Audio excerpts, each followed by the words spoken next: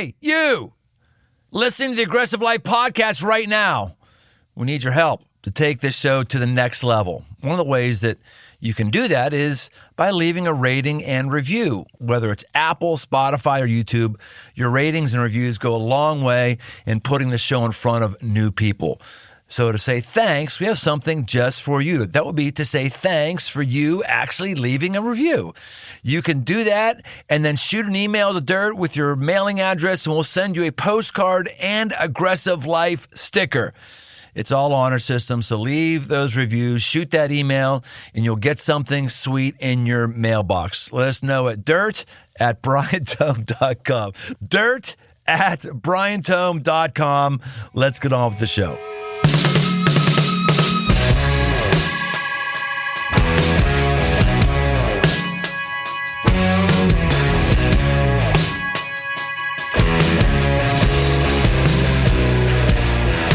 Welcome to the Aggressive Life. Terry Labonte, Kyle Busch, Mark Martin, Dale Earnhardt Jr., Casey Kane, Jeff Gordon. Oh, God bless America. Some people have no idea what names I just read. Some of you are just drooling all over yourselves right now. Those names are among the most famous and most successful in the world of NASCAR racing. And what do they have in common? Besides checkered flags and championship rings, they each had Donnie Floyd as a part of their crew. After a career in the military and law enforcement, Donnie Floyd found himself in a dream position with Hendrick Motors and one of the most successful racing organizations of all time. As of today, HMS has won a NASCAR record of 310 Cup Series races and 14 Cup Series championships. Donnie's worked in the crew for 17 seasons, being part of 220 wins and earning 9 championship rings. When tragedy struck the Hendricks team, Donnie found himself ministering to his teammates, and that's when he was asked to consider taking a new role as team chaplain. And he's been doing that for a while, helping over 500 members of the Hendrick Motorsports team find emotional, relational, and spiritual wellness. He's overcome things like a childhood diagnosis of Tourette syndrome to serving his country as a security forces peacekeeper in the Air Force, 5 years as a patrol and narcotics investigator. Blah, blah, blah, blah, blah, on and on and on and on. Today, we're talking fast cars, winning championships, and the unexpected road that got him there and may get you where you're to go. Welcome to the Aggressive Life, Donnie Floyd. Thank you, Brian. Thanks for having me here today. Great intro. Thank you. Thank you so much. It's a great intro, and you got a great guest. I've been looking forward to this one because I am looking for a man to answer my questions for me. Are you ready, Donnie Floyd? I'm ready, man. Let's go. Okay, let's start with this. First of all, what happened in NASCAR? It was just on a upward trajectory, just taking off. I remember people talking about how long it was going to be until NASCAR overtook Major League Baseball. It was a growing sport. And then, you just don't hear anything about it if you're in my circles. It just never pops up on anybody's radar. What's been happening in NASCAR? And why is it just falling out of the public limelight? Well, I think, honestly, I'm in that world, so it's not falling out of the public limelight. Right. We still pack racetracks every week, sold out. Oh, really? I think demographics over the years have changed. I have a 19 and a 20-year-old, and they'll look at something for 4 minutes. Our races are 4 hours, and so it's hard to get a new younger generation to buy into sitting anywhere to watch something for 4 hours, be it at home or at the racetrack. And so just trying to reach younger people that they approach things a little different than an older generation that kind of brought the sport about and has a great love for it. And so we're just seeing a generational change. Well, is there even a TV contract? Because I don't know the last time I saw NASCAR on TV. Just channel surfing. Yeah, so we're on TV every week. There is a TV contract. This year it was with Fox. It's kind of a split deal. Now we're with NBC, which you'll see on NBC and USA Network. And then next year they just signed a $7 billion contract with multiple networks, from Amazon to CW and all these other different networks. So it's on TV every week. Wow. So you're saying then my perception of NASCAR going downhill is not true because all the metrics and the studies show that it's still going well and growing? Yeah, it's still going well. Now, are we putting in the fans that we did back in, say, 2000? Well, some places, yes. Other places, no. So, but we're still, you go to a football stadium and there's 70-some thousand seats, and they fill it, right? Right. Well, we do that at racetracks every week. Amazing. Yeah, that's impressive. I don't know. I obviously I read articles that were wrong, but my sources had told me that NASCAR started to decrease after Dale Earnhardt died, that he was such a magnetic force for the sport that it started to lose its luster when he died. So I guess that's not true either? I believe that's more personal perception. Yeah, it's never good when your top, famous driver that most people know that don't even know the sport, know the name, loses his life. It affects the sport. But we have a lot of professional, great people that have been able to keep their tradition going. And man, we're going harder than ever. It hasn't slowed us down here at Hendrick Motorsports or the rest of the industry. How did you break into the NASCAR being in a pit crew kind of game? How did that all come about? So, like you said earlier, I started my life out in the military and then left there after 8 years and became a police officer. And that was kind of my passion. That's what I wanted to do. Felt like that was my calling. But I have a twin brother, and he worked at Hendrick Motorsports. And we grew up in Charlotte. It's kind of the home, the central location of NASCAR racing. And we always went to races. We loved it. And he got into sport, and I did not. And he called me out of the blue one day and was asking me about what I thought about getting on a professional race team. And I kind of laughed at him. But long story short, it was a unique opportunity. And I went and met with the crew chief and met with some people on the team. And they were looking at this time to hire somebody with no experience. And it was one position on Terry Labonte's team back in 1999. And after speaking with my chief of police, kind of a unique opportunity, he said, I don't want you to leave, but if you go and it doesn't work out, I'll hire you back. So it was kind of like, why not? Right. What was your first job in the crew? So when I got hired, I was put in the paint and body shop. And so you got to remember, we're a unique sport because our equipment is the biggest part of the sport, which is the car. And so there's a lot of work, time, and energy from people in preparing the car that the driver's gonna race. And so at that time, working on the body of the car, aerodynamics, putting the image on the car because it's sponsor generated, right? The marketing side. I was involved in all of the aspects of that, getting the car prepared body-wise to go race. So did you ever do any stuff in the pits where you're changing the tires and all that stuff? So I was in pit support for about 2.5, 3 years. So we would go to the racetrack. Back then, it's not like it is now, but the guys that worked on the cars also pitted the cars. It's a little different now. We have these professional athletes that do that. So we set all the pits up, and then everybody gets a job from putting tires on, taking tires off, fueling the car, rolling tires in. There's kind of 7 at the time, and it's a chemistry where you don't have a lot of time to do it. You're trying to do it faster than everybody else. And so yes, I did that in 2000, 2001, 2002. That seems intense to me. I'm just watching that. If you're the guy who's getting that tire on and the first time on, it's not lined up with the lug nuts or something, you got to do it again. That seems like horrible stress. Well, yeah, it's so all the other teams are doing the same thing. So you're trying to do it faster and better than they are. And so that positions everything. When you come in first, you want to leave first. You don't want to leave 15. So that all has to do with the pit crew and their chemistry and how fast they move. And man, they've moved it. When I was doing it, we were happy with 16, 17 seconds. Now they're doing it in 9 seconds. Wow. Gosh, that is crazy. Yeah. Have you seen the F1 series on Netflix? I have, yes. I got to think you've been asked that question about 4,000 different times. And is that popular viewing for everybody in the NASCAR pit community? Absolutely. Have you seen our Netflix series? No, I was just going to say. Speed. You have one? When did it come out? We did. It came out last year. It's called Full Speed. It's the same people that did the Formula One. I'm all in. Yeah. I am all in. Oh, gosh. See, okay, this NASCAR just not getting the love. I didn't even know. I was just going to say, we need to have Netflix make one for NASCAR. And, like, why is that not popping up my feed? I don't understand. I'm on Netflix freaking all the time. They give me the golfing one. They give me if I want to do it. I've never seen that. Full Speed. I'm in.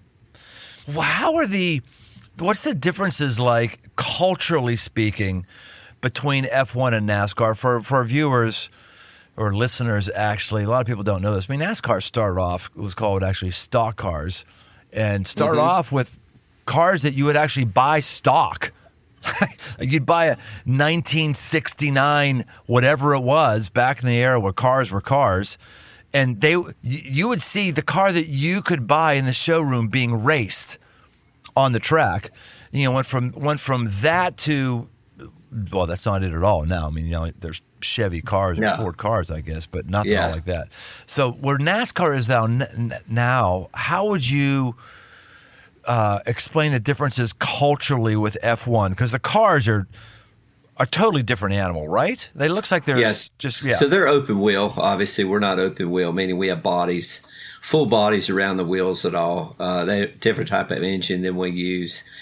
Formula One, way more expensive sport, where there may be $400 million to run a team, where in NASCAR it might be 20, 30 million. Obviously, they travel all over the world. We do not. We travel all over the United States. And most of their entire team are engineers, everyone. And so in NASCAR, it's changed a bit over the years. There are way more engineers than in the past. But there are laborers that are actually hand building these cars and putting these cars together. And probably the difference would be just the type of racing. They mostly just do road courses, where we do some road courses, but we mostly do ovals. NASCAR does road courses. I didn't know that. We do. That's cool. What course is that, or what area of the country? So we race Sonoma, California. We do Watkins Glen, New York. We do COTA, which is the same place Formula One races in Texas. Then we do the Roval in Charlotte, which is a road course in the middle of the oval. So we do multiple road courses throughout the year. That's cool. I wouldn't think that the car must be changed drastically, right? Because that car is set up for the bank turns, right, on the ovals. And how does it perform? Yeah. So they set up it a little different for the road course versus the oval, but it's still the same car. So do you love watching racing, or for you is it just a part of your life and you don't think much about it? Like, you geek out at the track. Oh man, my adrenaline's starting to spike. I love hearing those engines roar. Is that you, or is that not you? No, I do still love the sport. Although I'm in a chaplaincy role now and not working on the cars anymore, I still love racing. I have a passion for it. There's just something about the competitive side of a team coming together and building this unique machine for this driver to go out and put his work in for the whole day that he's racing, and trying to be better than the other 35 plus teams that you're racing against. I mean, you've had quite a full life. Tourette syndrome? How did you kick that? What was the story behind that? So in 1983, I was at a motorcycle crash, which I did something that no one should do. I chose to ride my motorcycle without a helmet, and I hit a pothole and crashed, and most of the damage was done to my head and face.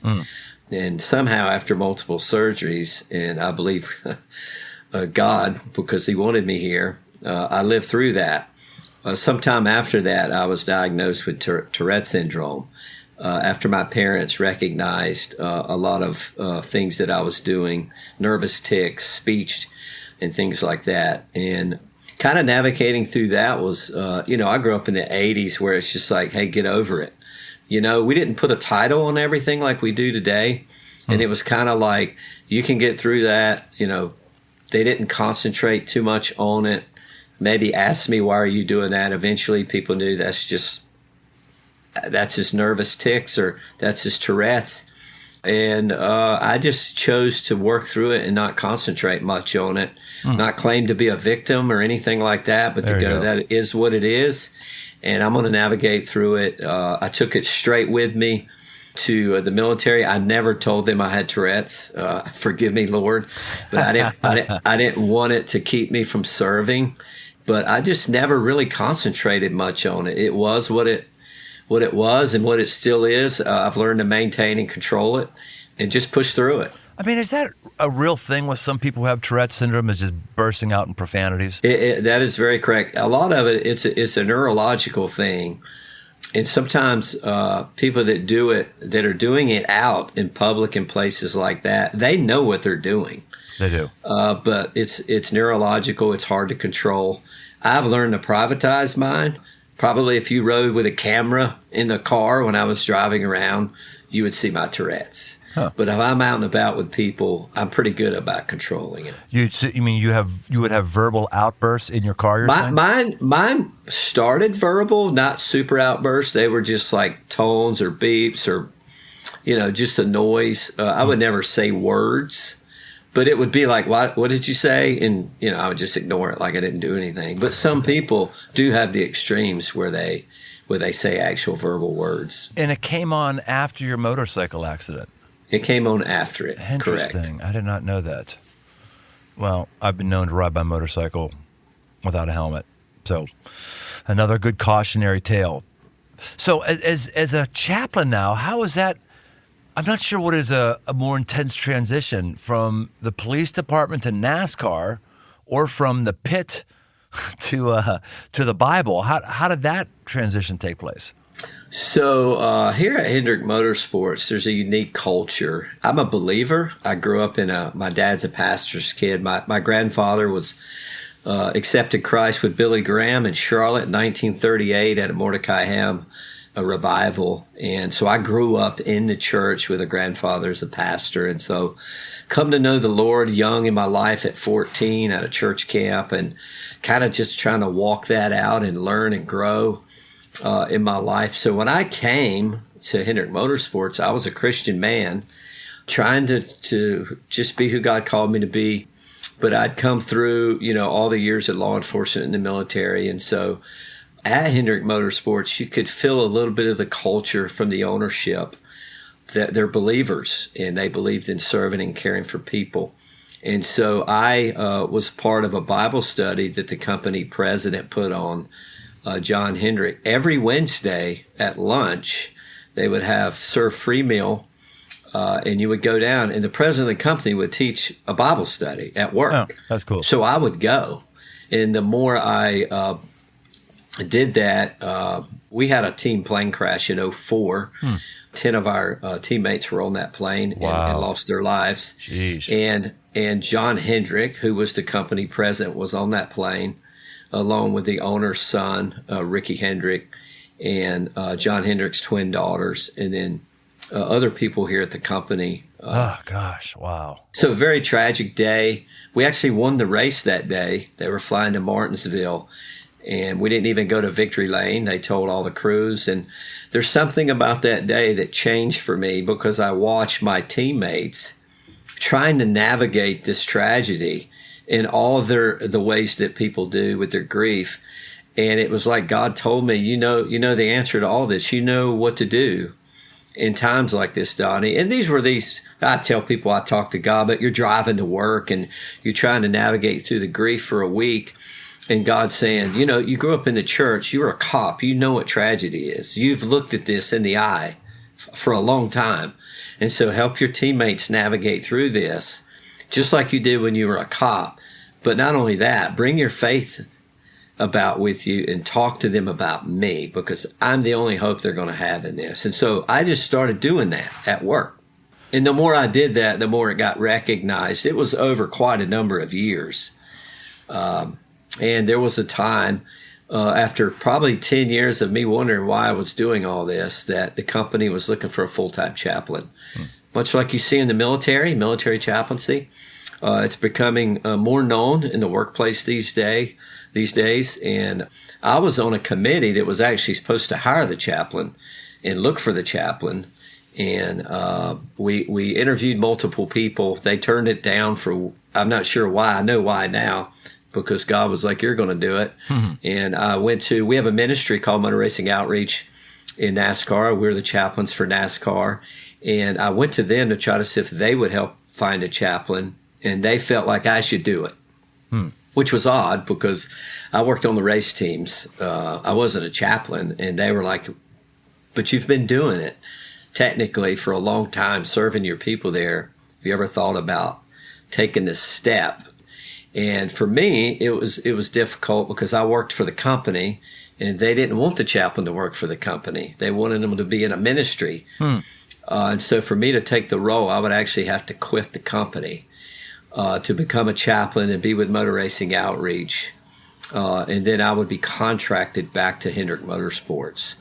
And so eventually through some prayer and through some encouragement and affirmation from leadership, I took the leap of faith and said, God, this is what you want me to do. I'm going to do it. And I took the job, went home and told my wife that I resigned and I was going to be the chaplain. And my wife asked me, well, do you know what they're going to compensate you for? Like, what's pay? I said, I don't know. We didn't even have that discussion. And I said, if God's got us this far, he'll take care of us along the way. And 2016, September 1st, which was just this past weekend, 8 years ago, I went from a race, working on the race team on a Friday, Brian, working on a race car, to an office on a Monday. And I'm in the same building I worked in for all those years. Yeah, that's excellent. That's really fantastic.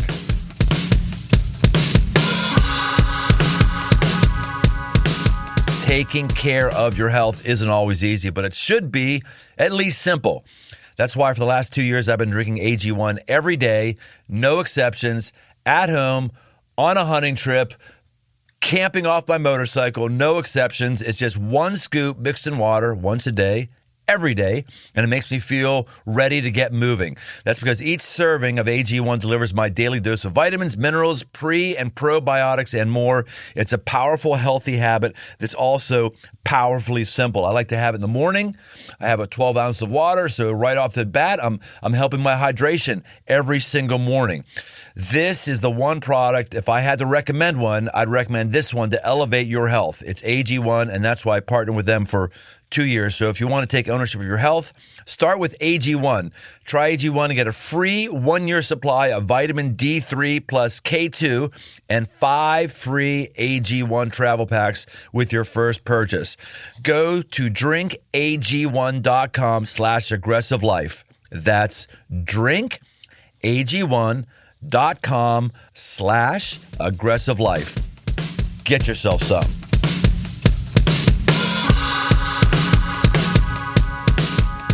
I just got a new grill/smoker, and out of all the meat I'm cooking up, there's something that hits the spot like no other. A real American cheeseburger. And when I got to buy burger, man, I want Flying K Ranch. Located in Findlay, Ohio, Flying K Ranch raises their beef the natural way. No hormones or antibiotics, just happy cows eating grass all day. Flying K is a family business that ships all over America and partners with state and national certification boards to make sure cattle and customers are happy. Learn more and place your orders at flyingkranchangus.com. That's flyingkranchangus.com. Time to eat and time to get back to the show.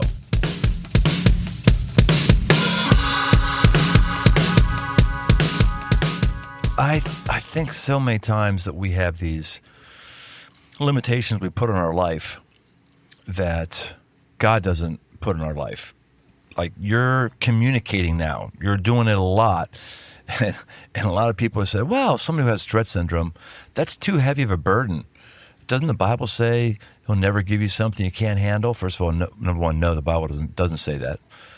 And two, it's when we're in something that we know we can't handle that we end up leaning into Jesus. And I'm thinking that with you. You got to be stretched in some ways that have been really tough, but really powerful for you. Yeah, well, there was this part of me that was like, I don't have a seminary degree. I don't have all this education.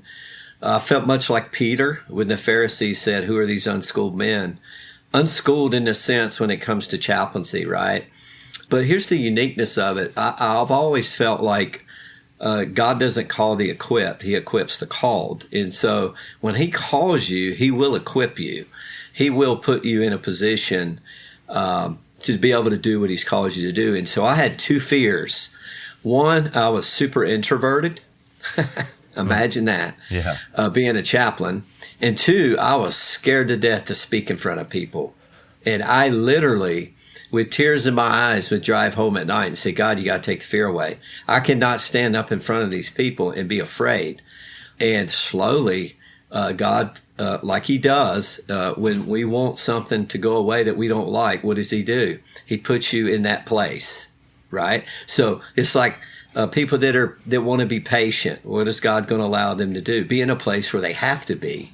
That's how they learn. And so for me to learn to get away from the fear of being in front of people, God would put me in front of so many people all the time to pray or do an invocation or to lead a Bible study. And I was like, oh my goodness, I would be sick literally. And the more I obeyed, the more I took a step and leap of faith, God would just start taking the fear away. And now it's just so common for me to be asked to go be in front of a group, or I'm doing that all week this week. I just trust that God's going to equip me and make a way. And he's taken the fear away. In other words, giving me a deep desire to follow his will and knowing that he's going to make it okay. So I've spoken to chaplains in the NFL before, and now speaking to my first chaplain in NASCAR. It always makes me wonder if Coca-Cola or Morgan Stanley or Apple or Procter and Gamble, if they had or chaplains on their payroll or on site, which first of all, I'm not sure why they wouldn't. I mean, if professional teams do, I don't know why more businesses aren't doing that. But if they did, how do you think the average NASCAR employee's life is differing from one of those corporate lives? Are there any common threads in the folks that you're ministering to that you say sometimes, this is pretty common with these kind of guys? And I don't know if that'd be the case in corporate America. I think ultimately it comes down to creating a culture that everyone cares for one another. Regardless of your religious view or your faith walk, or if you don't believe at all, there's one thing that's noticed here is at the end of the day, we have created a culture that says you matter. Like we actually do care more about just you and your work. We care about your life, your family, your kids. But we believe all that comes from what God's taught us in being a servant. Now, ultimately, any company can have a chaplain that can do that. The question will be, what lens will they look through? Chaplaincy does sometimes get a bad rap out in industries because people think they're out proselytizing or trying to convince people to be Christians. I think what happens is so much of the corporate world looks at chaplaincy through a religious lens. I don't do that here. I've not been very fond of religion. I know that we read about that in the scriptures. I'm fond of Jesus, and I'm fond of God and his order and his way, which I believe is a way that works for humanity. And part of that way is how do we care and love for one another, regardless of who you're working with or who you're around or what their paycheck looks like. At the end of the day, I think people just want to know that people see them and care about them. And people have a safe place where they can talk and vent and share their frustrations or share their thoughts about life or their concerns, and know that they can do it confidentially. They're not going to get fired. They can get things off their chest. They can be heard. Chaplaincy allows for a lot of that, and I think you see more and more companies turning to chaplaincy just for that reason alone. But do you think the average guy at Hendrick Motorsports is dealing with different things than the average person in corporate America, or do you think that they have a different personality type? Or do you think they're just the same? They're just in different jobs? I mean, what do you think with the guys you're with? Like, do you see common threads that you don't think probably is there with a lot of the other? Well, I think ultimately jobs? NASCAR in general is a blue collar sport. So, and what I mean by that is the majority of the people that work in the industry are blue collar. And I don't say that to lessen their role. These are highly technical technicians and workers and racers, man. They're the best in the world. And there is a corporate side, obviously, from a marketing standpoint and sales and things like that. Yes. Where in the engineering side, where they're more educated, they've been to college and things like that. So there are some cultural differences, but I think what's unique about the NASCAR, just in general here at Hendrick Motorsports, is people are people. Brian, when our employees drive into work every day in all their different kind of cars that they drive and they park in the parking lot, they don't leave their life in their car. They walk into work with it. And so if they're having marital issues or troubles with their kids or dealing with an employee or some type of financial issues or trouble with their own spiritual walk, that's coming into work with them. If they have health issues. And so when you have an employee that's working every day, and if they're distracted by their own personal life issues, how good of employee do you really have? And so if you have someone that's willing to step out and say, hey, first of all, we care about you. We want you to be the best at what you do for us at work. But we also know that mentally and emotionally, for you to be your best, we want to help you with that too, so you can be the best employee. Yeah. And so I don't know why more companies would not be open to that. And you are starting to see it more. HR departments do have EAP programs and things like that to help employees. But at the end of the day, I've learned this. An employee is going to go to someone that they care about, they like, they know.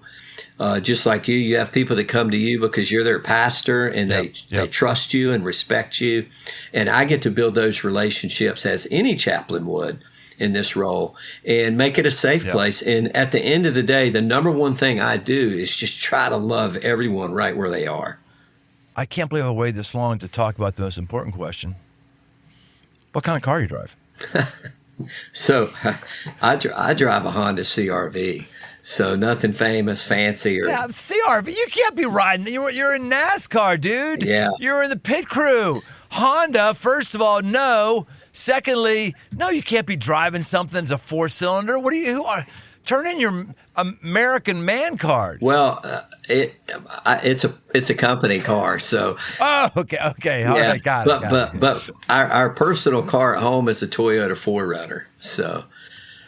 A little bit, but nothing fancy. Nothing fancy. I'm around a lot of fancy cars, so believe me, I get to see a lot of them. Yeah. I was scrolling through one of my social media feeds a couple weeks ago. I keep trying to find the exact post. I can't find it. The post was these are the cars that dealerships offered Americans in 1969.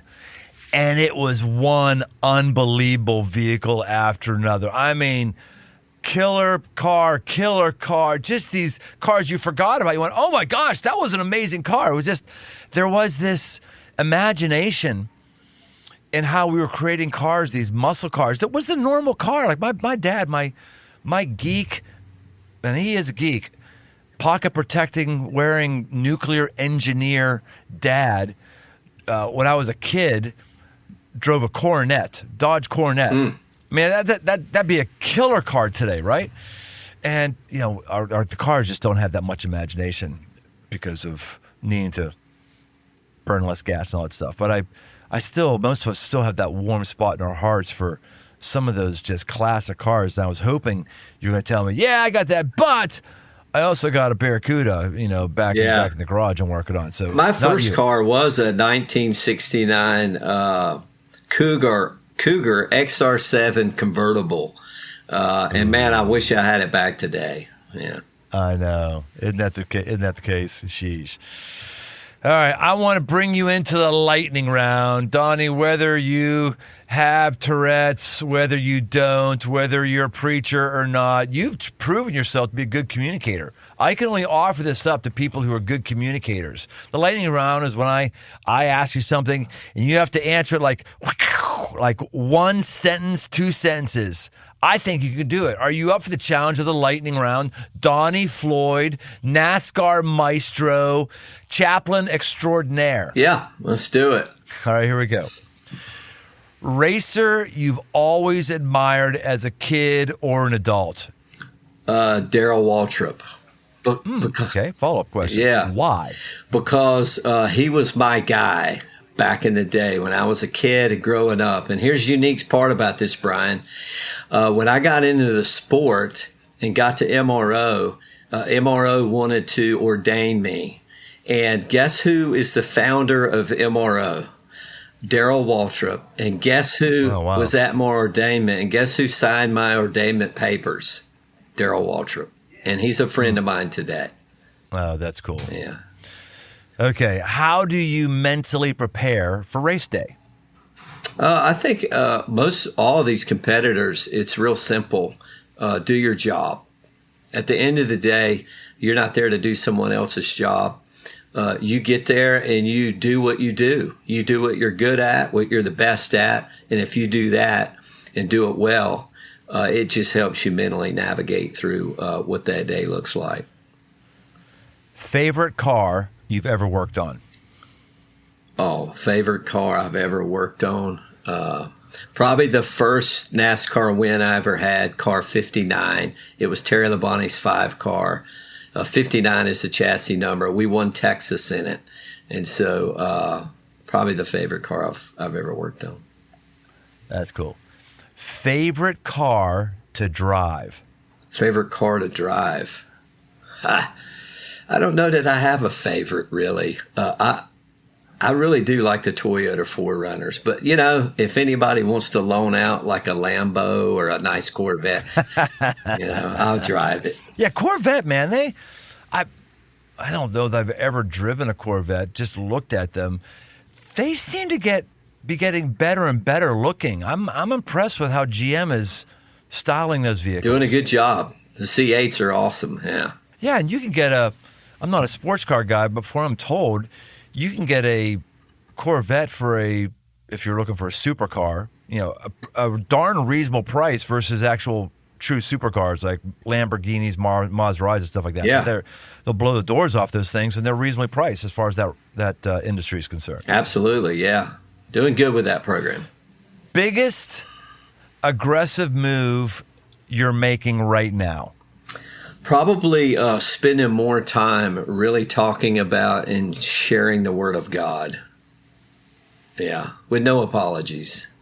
Yeah, I tell you what, that is an aggressive move. We'll just go off scripture for a moment. Like I'm getting ready for a talk I'm doing this weekend, and it's going to be on politics.